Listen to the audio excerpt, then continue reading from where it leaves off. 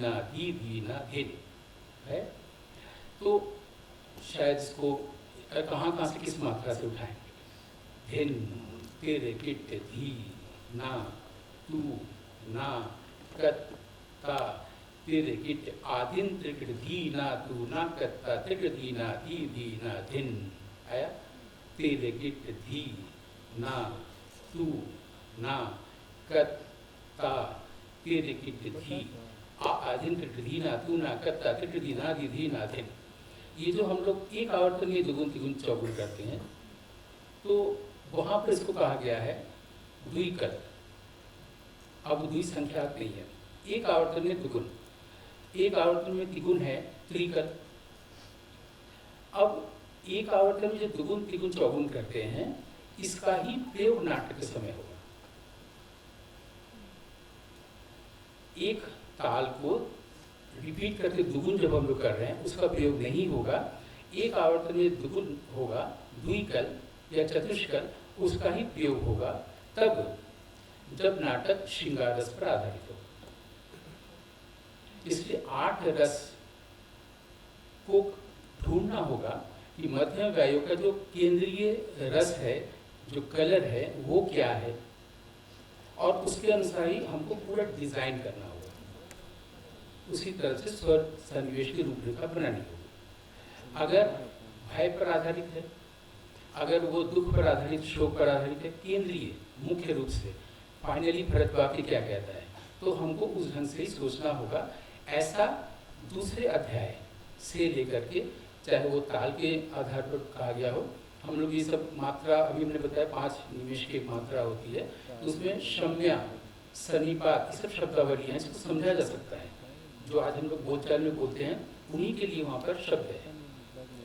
तो ताल को कैसे करें, कैसे पहचानें, कैसे करें, नाटक किस तरह का नाटक है, उसका एक प्रधान रस या कलर क्या है, उसको अगर हम लोग समझ लें, उसके अनुसार पूरा डिजाइन होता चला जाएगा, जिसका आभास, जिसकी आहट पूर्व रंग में ही होगी।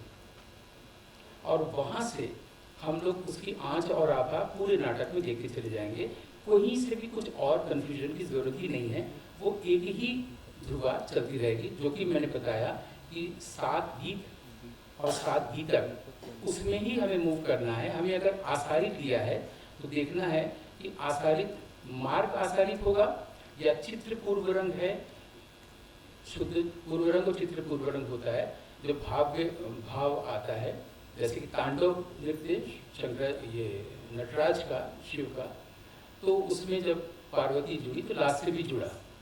तो ये तांडव है, वो सुंदर नृत्य है।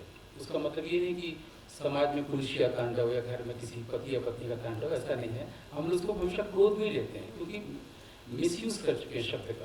तांडव का मतलब सुंदर नृत्य। अब इस नृत्य के लिए, इस भाव के लिए देखना पड़ेगा कि हम आसारित कौन सा लें, मार्ग आसारित लें या सिर्फ आसारित लें।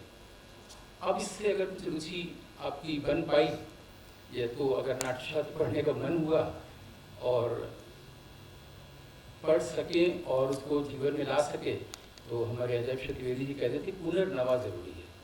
और जब हम पुनर्नवा कर रहे होते हैं तो नाट्यशास्त्र 2.5 साल पुराना नहीं रह जाता है। और जब हम उसको वेटिंग फॉर गोडो भी उसी में करते हैं, या इडिपस भी करते हैं, या बर्टोल्ड ब्रेस्ट का कोई नाटक लिखा हुआ करते हैं, तो हम उसका पुनर्नवा करते हैं, तो वो 2.5 साल पीछे का नहीं रह जाता है, अभी वो सिग्निफिकेंट हो जाता है। यहीं पर विराम थे। हमारी भारतीय परंपरा में तो अंत नहीं होता है, विराम और विश्राम होता है। और सुनना कोई नहीं चाहता है, बोलने वाली की ये चीज़ें आपने देखी थी, इसकी सीमाएँ क्या हैं। तो यहीं पर विराम लेते हैं। बहुत बहुत धन्यवाद।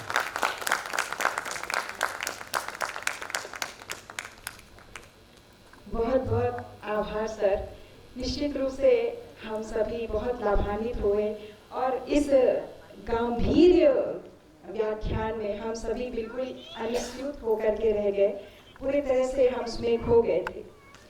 सर ने विविध पारिभाषिक शब्दों के, नाट्यशास्त्र के विभिन्न पारिभाषिक शब्दों, गांधर्व, गान, 5 ध्रुवाओं, अनुकीर्तन, अनुकरण और अनुश्रव, अनुचाना इत्यादि विभिन्न शब्दों को सर ने बहुत ही अच्छे तरह से, बहुत ही विस्तार पूर्वक समझाया। और निश्चित रूप से हम तो समझते हैं कि सर मैं स्वयं एक विद्यार्थी हूँ